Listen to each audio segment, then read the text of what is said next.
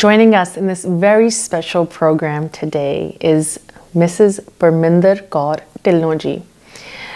Parminder ji, ਤੁਹਾਡਾ ਜੋ ਇੱਕ ਦਾਇਰਾ ਹੈ, ਜਿੱਦਾਂ ਅਸੀਂ ਕਹਿੰਦੇ the effect that you've had spans not just decades, different parts of the United States, politics, social, religion, Gurdwara Sahib de vich tuhadi seva, social work, empowering women, philanthropy and art, your interest in collecting art. It's so wide. If I had to start from one area, how would you describe Parminder Kaur?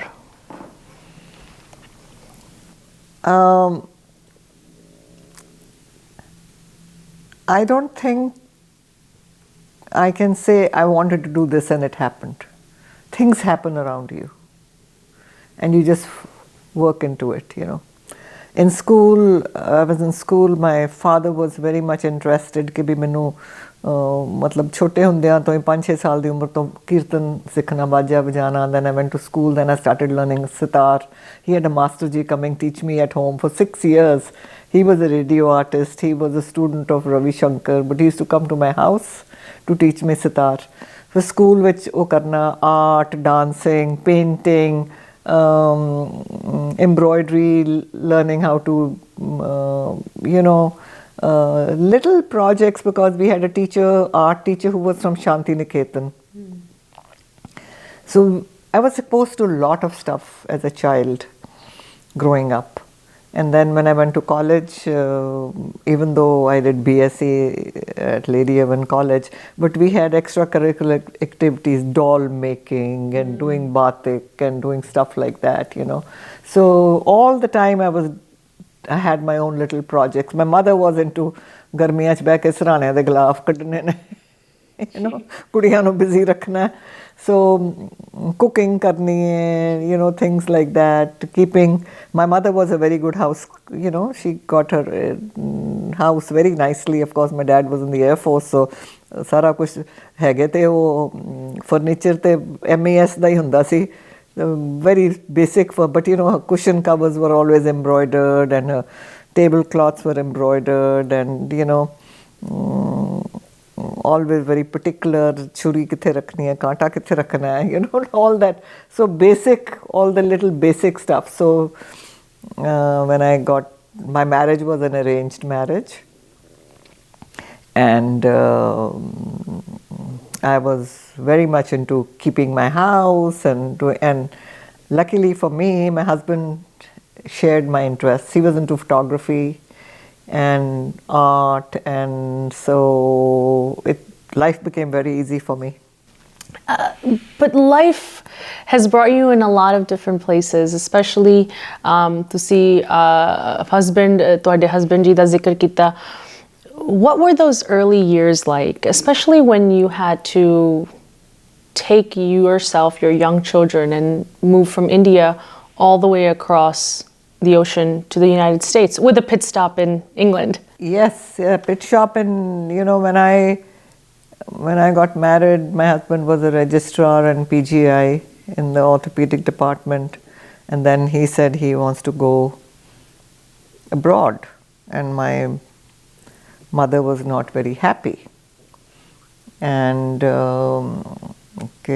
देखो सी ते अपनी धी दा विआह इत्थे कीता सी, and so he was very nice about it, you know, this is where I want to be and I need your support and blessings.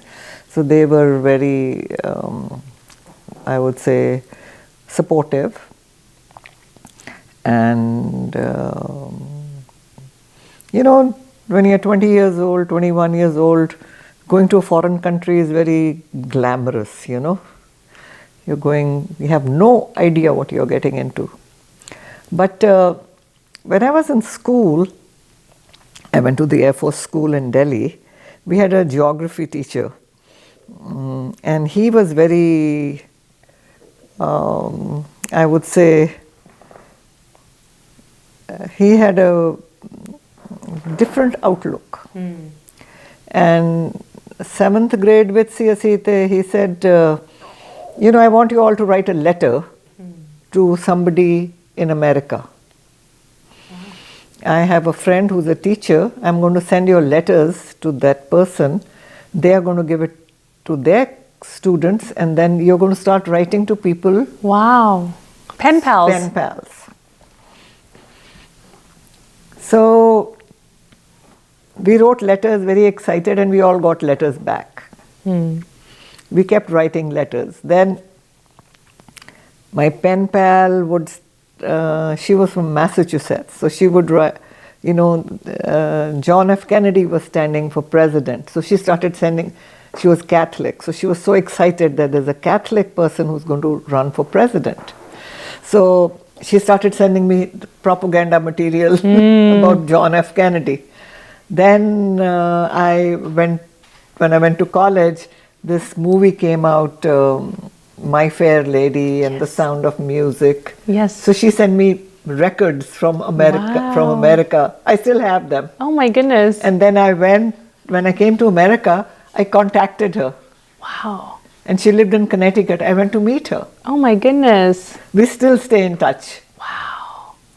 Wow. So all of a sudden, and there are other people in my class, we had a co-ed school, but the girls were more into letter writing than the boys were, but they also did.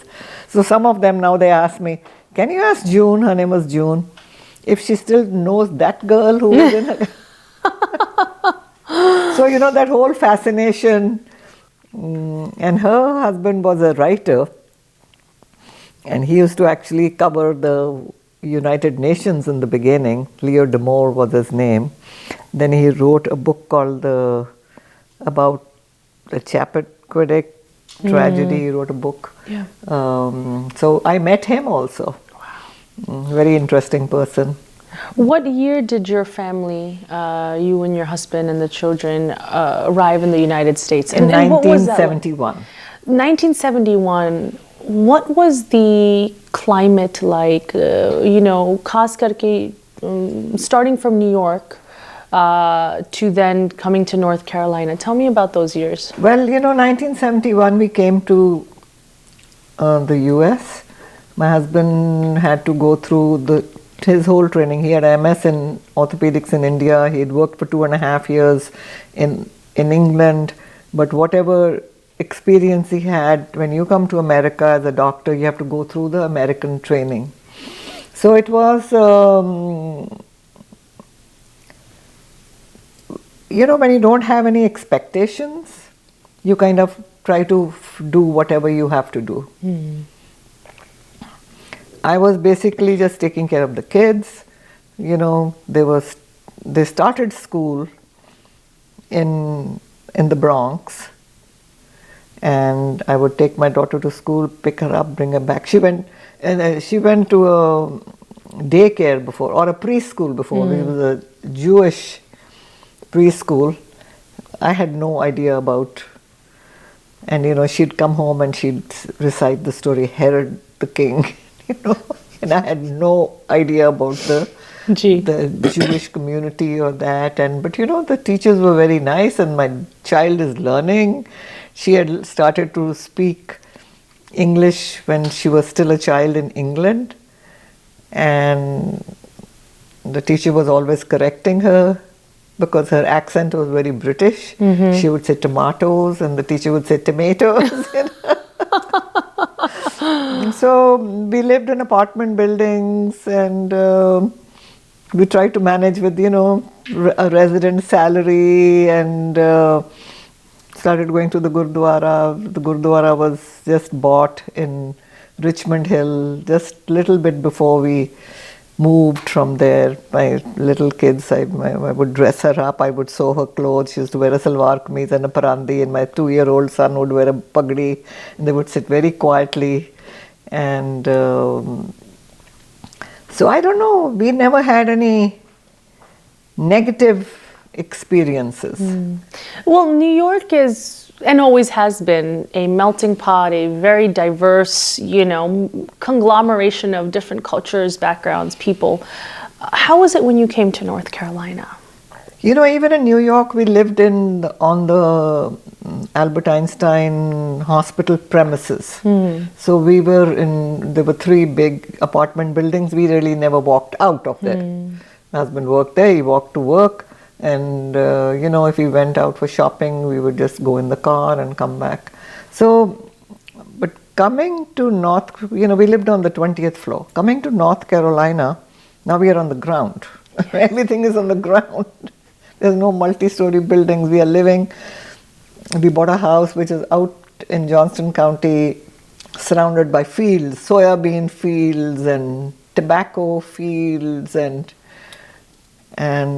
somebody came to us and said, "Oh, ਤੁਹਾਡਾ ਘਰ ਦੇ ਦੁਆਲੇ ਤੰਬਾਕੂ ਉੱਗਿਆ ਹੋਇਆ." Like you control that. No, he says, "Oh, your grandmother will be turning in her grave thinking that you're living, in a field of tobacco. But tobacco is growing over there. How is it affecting us?" Share with our viewers the story about your son and his writing and the teacher and what you did after. I said, "Okay, you want to drive?" I followed him in the car, 45 miles. Oh my goodness. The next day I didn't follow him. And he came home and he said, "The cop stopped me."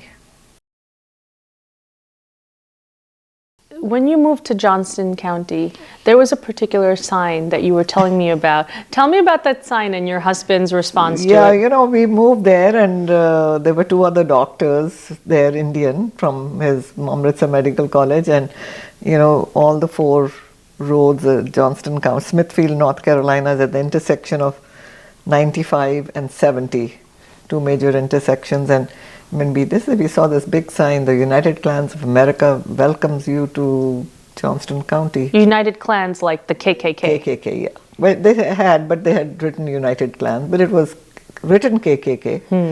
And so he asked the other guys, I think KKK, because when we left New York, those people, it was a Jewish thing. They said, "Are you crazy? You're going down south." They hate people who are not, white or Christians, because they hate Catholics, they hate Jews, they hate blacks, they hate everybody. And he says, "No, there's no such thing. I've been there. I met with the administrator.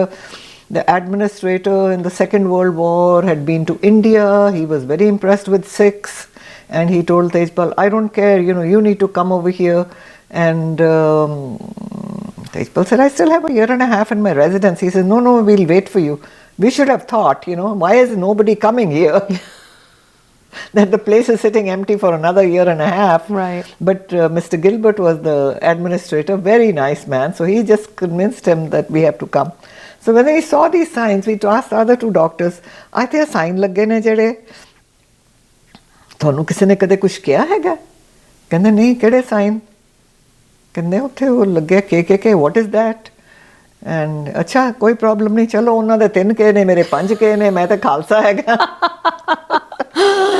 So we narrated that to one of our American friends. Right. I mean, we were so naive, we are talking about these things. So ਉਹ ਬੰਦਾ ਸੀ ਨਾ ਜਿਹੜਾ, he was a cartoonist. ਉਹਨੇ ਇੱਕ cartoon ਬਣਾਇਆ with my husband's practice, and he's put 5 Ks on top of. Wow. He's put the whole family. I'm wearing a sari, Tejpal's wearing a pug, my both children are standing over there, and he's got 5 Ks on top of the office building. My gosh, no one can mess with you. So those early years, like it is in any immigrant's journey when they, have to resettle their entire life, a lot of figuring out your surroundings, day-to-day things, किसी भी परिवार ले, you know. But we kind of immersed in the community. My husband joined the country club. He used to play tennis over there. I joined the women's club.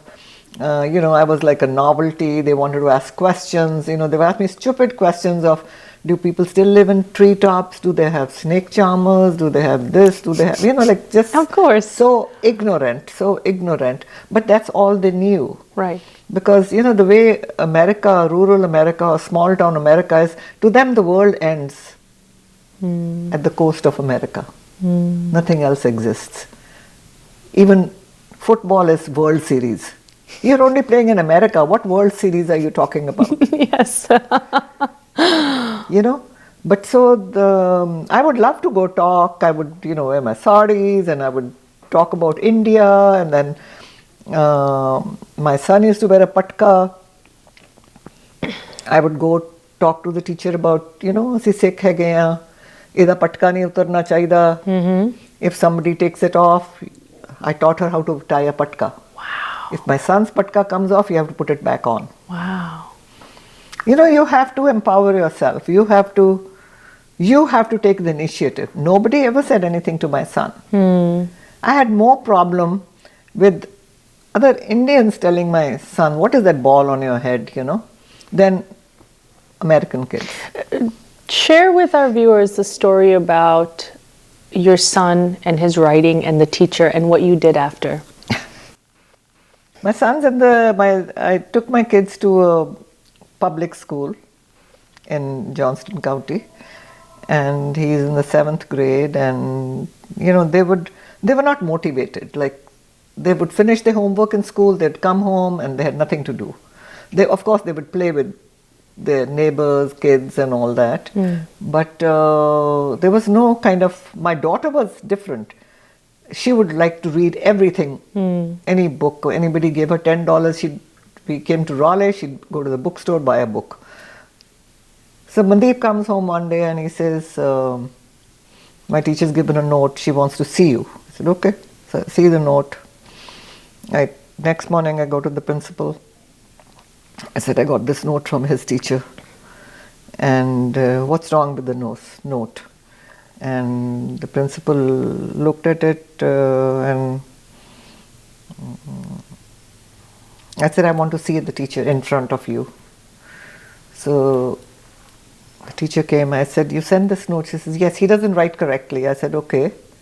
I said, do you see the note you sent me? You spelled right R-I-T-E. Well, I was in a hurry. I said, that's what he tells me when he doesn't write correctly. Wow. Wow. And that's when I decided my kid needs to move out of the school. So, all my other American friends over there, I said, I'm moving my kids to Ravenscroft School in Raleigh. He says, why, you think our county school is not good enough for you? I said, it's good enough. I grew up in a big city. Yeah. And I want my husband wants to practice in Johnston County and serve the population of Johnston County. Good. Because he's trained to heal people. But my children don't have to suffer. I'm not saying the education is not good. Maybe it's good for some people, but it doesn't satisfy my needs or the needs of my children. So I drove them 45 miles every day. One way. One way. And then came back, worked in my husband's office, picked them up, went 2:30, left, came back. What was it? What was the math? 180 miles? 180 miles every day for 5 years. Wow. But who's counting? And then when my son started driving, I said, I would let him drive. I would still go with him. I'd let him drive, then I'd drive the car back, then go back. Then he said, no, Mom, all my friends are driving in high school. They say, your mom is driving, coming with you. So I said, listen, it doesn't matter. This is your mom, I'm going to do it. So one day, I said, okay, you want to drive? I followed him in the car, 45 miles. Oh my goodness. The next day I didn't follow him. And he came home and he said, the cop stopped me. Oh my goodness. And he said, I want to see your mother. Wow. And he was a cop from our county. He knew who I was. Oh. So I went to see him and he said, Mrs. Dillon, I can write a ticket and fine him, but you will be paying the fine, right? I said, what happened? He said, I was following him. He kept going, speeding. I had the blue light on. He never stopped. Oh my goodness. So I had to go ahead of him and stop. Wow. Of course, there was no distraction or phone or anything. Yes. But the guy was never looking in his rear view mirror. Wow. So I've told him that he has to come to the police station and I'm going to show him a movie. So he showed him a movie of a car crash. Of what happens when you don't pay attention on the road. And how the car was mangled and how the person was killed and 2 people were in a bad shape. So he says, this is what happens. Paying a fine doesn't change anything. Yeah. So, we lived in a small town. Everybody knew us. Yes. I can imagine. Wow. So then I said, this is the first time I didn't follow you. And you said, think you can do anything. But after that, he was fine. I can imagine. That's a lesson well learned. Yeah. And then I joined, we became citizens. And I registered with the party. And they had a orientation meeting. And they asked me to be an election judge. So I was an election judge for 12 years. Wow.